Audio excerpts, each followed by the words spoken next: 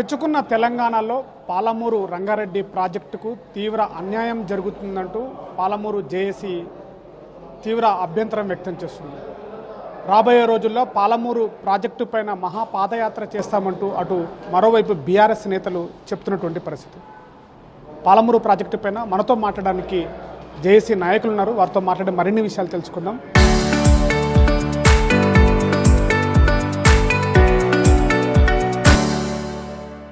సరే, ఏం చెప్తారు? పాలమూరు రంగారెడ్డి ప్రాజెక్టు ఉమ్మడి మహబూబ్నగర్ జిల్లాలో పెద్ద ప్రాజెక్టు, రాష్ట్ర వ్యాప్తంగా కూడా. అంటే ఏంటి ఈ తీవ్ర అన్యాయం ఎలా జరిగింది? ప్రాజెక్టు పైన ఏం చెప్తారు? వాస్తవంగా మేము 20 ఏళ్ళు పాలమూరులో కొట్లాడితే పాలమూరు రంగారెడ్డి ప్రాజెక్టు 2013లో శాంక్షన్ అయింది. దాని ప్రకారంగా జూరాల బ్యాక్ వాటర్ నుంచి ఎత్తుకపోవాల్సి ఉండింది. జూరాల బ్యాక్ వాటర్ నుంచి లక్ష్మీదేవిపల్లి తీసుకోవడం చాలా ఆసానే. ఇప్పటిదాకా ఆయన 30,000 కోట్ల ఖర్చుతోనే ఈ పాటికి ప్రాజెక్ట్ కంప్లీట్ అయిపోయేది. మరి కేసీఆర్ సొంత ఆలోచన ఎవరైనా నేర్పినరా? ఇంజనీర్ నేర్పినరా? కాంట్రాక్టర్లు నేర్పినరా? రాజకీయ నాయకులు నేర్పినరా? దాన్ని అనవసరంగా ఒక పెద్ద గొడ్డలిపెట్టు, మహబూబ్నగర్ జిల్లాకు గొడ్డలిపెట్టు లాంటి నిర్ణయం తీసుకొని శ్రీశైలం బ్యాక్ వాటర్ నుంచి ఎత్తడం అనేది మొదలుపెట్టిండు ఆయన. సరే, ఏదో ఇక ఆయనకు చెప్పే పరిస్థితి లేదు, ఏదో గుడ్డి కన్నా మెల్లమేలు అన్నట్లు ఏదో ఒకటి కడుతున్నాడు కదా, ప్రాజెక్టు కడతాడు అనే నమ్మకంతోన పాలమూరు ప్రజలు దానికి కూడా ఆమోదించింది. కానీ మనది ఫౌండేషన్ వేసిన తర్వాత 1 సంవత్సర కాలానికి ఫౌండేషన్ వేసిన కాళేశ్వరం ప్రాజెక్టు 3.5 సంవత్సరాల్లో కంప్లీట్ చేసుకున్నాడు. 1,00,000 కోట్లు పెట్టి అక్కడ. ఇక్కడనేమో 12 సంవత్సరాలు దాటిపోతే కూడా ఇక్కడ ఆ ప్రభుత్వం ఈ ప్రభుత్వం కలిసి 30,000 కోట్లు కూడా ఖర్చు పెట్టలే. ఇంకా 30,000 కోట్లు అయితే ఇంకా ఎన్ని సంవత్సరాలు పడుతుందో కూడా తెలియనటువంటి పరిస్థితి ఉంది. ఈ తప్పు గత ప్రభుత్వంలోనే జరిగింది. గత ప్రభుత్వం చేసినటువంటి హిమాలయన్ బ్లండర్ ఇది అశనిపాతం. మహబూబ్నగర్ జిల్లా రైతాంగానికి ఒక గొడ్డలి పెట్టింది. దాన్ని సరిదిద్దుకోవాలంటే ఇలా మీరు మళ్ళీ పాలమూరు రంగారెడ్డి పేరు మీద ఎత్తిన నీళ్లను డిండి లిఫ్ట్ అనే ఒక పేరు పెట్టి మీరే మంజూరు చేసినారు. గత ప్రభుత్వ పెద్దలే కేసీఆర్ గారి హయాంలోనే అది చేసినారు. మళ్ళీ దానివల్ల మహబూబ్నగర్ రైతాంగానికి నష్టమైందని గమనించి ఆనాటి బీఆర్ఎస్ మంత్రులు, ఎమ్మెల్యేలు దాదాపు 10 మంది, జూపల్లి కృష్ణారావు ఆనాటి బీఆర్ఎస్ మంత్రి లెటర్ మీద సంతకాలు పెట్టి ముఖ్యమంత్రి గారికి డిండి లిఫ్ట్ ప్రాజెక్టు వద్దని రిప్రజెంటేషన్ ఇచ్చింది మీరు. మరి ఇలా మీరు పాదయాత్ర చేస్తామని అంటున్నారు. పాదయాత్ర చేస్తే మరి డిండి ప్రాజెక్టు ఉండాలన్నా వద్దా మీరు చెప్పాలి. మంజూరు చేసిన వాళ్ళు మీరే, వద్దని రిప్రజెంటేషన్ ఇచ్చిన వాళ్ళు మీరే. కానీ అది చాలా గుడ్డలి పెట్టు, మహబూబ్నగర్ జిల్లా రైతాంగానికి పెద్ద నష్టం అవుతుంది. కాబట్టి మీరు ఏ యాత్ర చేసినా డిండి ప్రాజెక్టును ఆపాలే. 72 మీరు ఇప్పుడు జనరల్గా తప్పులు చేసినా సరిదిద్దుకునే అవకాశం ఉంటే ఏం పాపం లేదంటారు. 72 జీవోను పక్కకు పెట్టింది మీరు చేసిన పెద్ద తప్పు.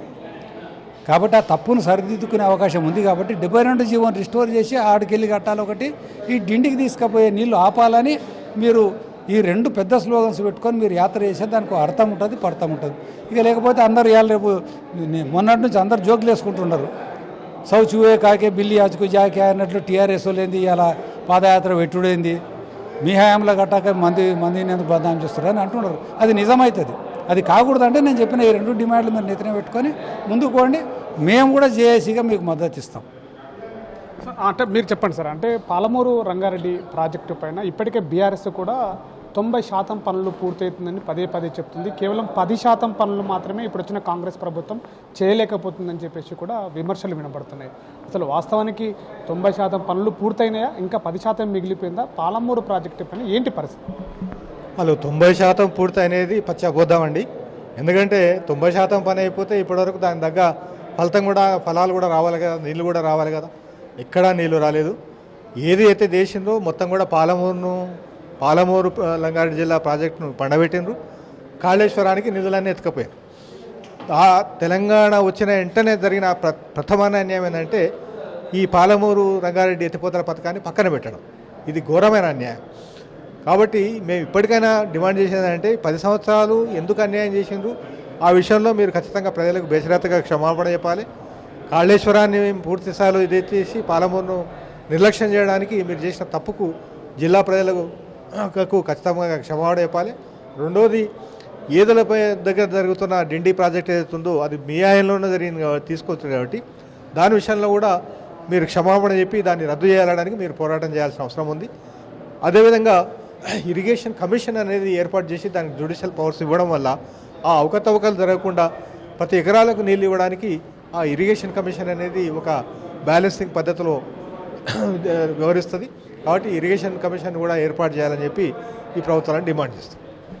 సో ఇది పాలమూరు రంగారెడ్డి ఎత్తిపోతల ప్రాజెక్టు పైన పూర్తిగా దర్యాప్తు చేయాలి. అందో విధంగా డిండి ప్రాజెక్టుకి సంబంధించినటువంటి నీటి పాలమూరుకు తరలిస్తున్నారో దానిపైన కూడా స్పష్టమైనటువంటి వైఖరి ఇవ్వాలని చెప్పేసి కూడా చెప్తున్నారు. మరోవైపు ఇటు బీఆర్ఎస్ నాయకులకు సంబంధించినటువంటి మహాపాదయాత్ర ఎలాంటి ఏ ఎజెండాతోటి పాదయాత్ర చేయబోతున్నారో డిండి ప్రాజెక్టుకు నీళ్లు తరలించడం పైన ఈ యొక్క స్టేట్మెంట్ పైన ముందుగా చెప్పాలని చెప్పేసి ఆ తర్వాత పాదయాత్ర చేయాలని చెప్పేసి కూడా ఇటు జేఏసీ నాయకులు చెప్తున్నటువంటి ప్రధానమైనటువంటి డిమాండ్. కెమెరా పర్సన్ నర్సింగ్తో శివాజీ, RTV, మహబూబ్నగర్ జిల్లా.